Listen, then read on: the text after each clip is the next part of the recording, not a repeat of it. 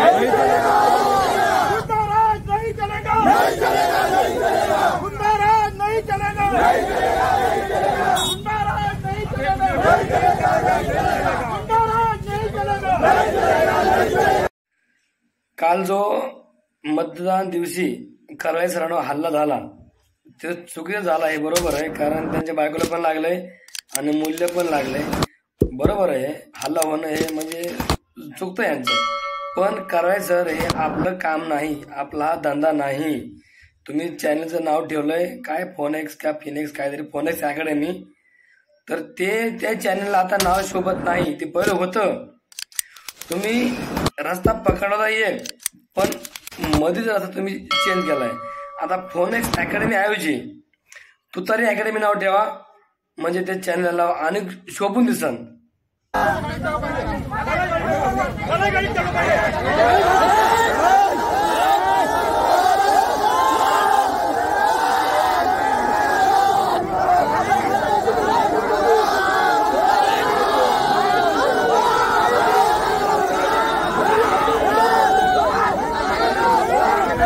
मी माझ्या गावात मतदान करायला गेलो, मतदान करून आलो आणि माझ्या गावातून येताना उमरी हे गाव लागते, तिथं मी थांबलो। तो माझा नेहमीचाच रस्ता आहे आणि आमच्या काँग्रेसच्या बूथवर थांबलो। त्याच्या अगोदर पोलिसांची गाडी येऊन गेली होती। पोलिसांच्या गाडीवाल्याने सांगितलं का तुम्ही 2च खुर्च्या ठेवा आणि तिकडं 8-8 खुर्च्या टाकून लॅपटॉप टाकून लोक बसले होते आणि मला माझे कार्यकर्ते सांगून राहिले होते का सर तिथं 8 लोक कसे बा, आम्हाला 2च सांगितले।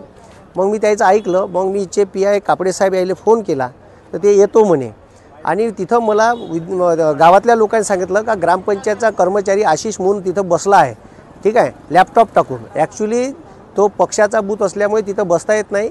कलेक्टर साहेबांनी आणि SDO साहेबांनी BLOसाठी आतमध्ये जागा दिली आहे आणि सरकारी कर्मचाऱ्याला त्याच्या बूथवर बसायचा अधिकार नाही आहे।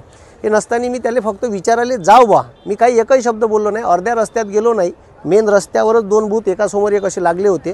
तर सरळ तो गुंडा प्रवृत्तीचा आणि आमदार पंकज भोयरचा पिलांटू सचिन खोशे यानं सरळ आणि त्याच्यावर क्रिमिनलचे बरेचसे आरोप आहे, त्याच्यावर गुन्हे दाखल आहे आणि तो डायरेक्ट माझ्या अंगावर येऊन मला मारहाण करून राहिला, ठीक आहे। मी एकही शब्द बोललोच नाही, म्हणजे मी रस्त्यानं चाललो तर डायरेक्ट माझ्या अंगावर आला, माय बहिणीच्या शिवा दिल्या, ठीक आहे, घाणेरड्या शिवा दिल्या, माझी गच्ची पकडली आणि मला डायरेक्ट मारायला भिडला। म्हणजे मी गफल तिथंच होतो, ठीक आहे, मला माहीतच नाही का हे आपल्यावर हमला करणार का करणार। हे सरळ BJPचे माजलेले जे काही हे लोक आहे पोसून ठेवलेले पंकज भोयर यांनी। कराळे सर एक सांगतो, तुम्ही जर राजकारणात गेले नसते तर या विद्यार्थ्यांनी अनेक तुम्हाला डोक्यावर घेतलं असतं।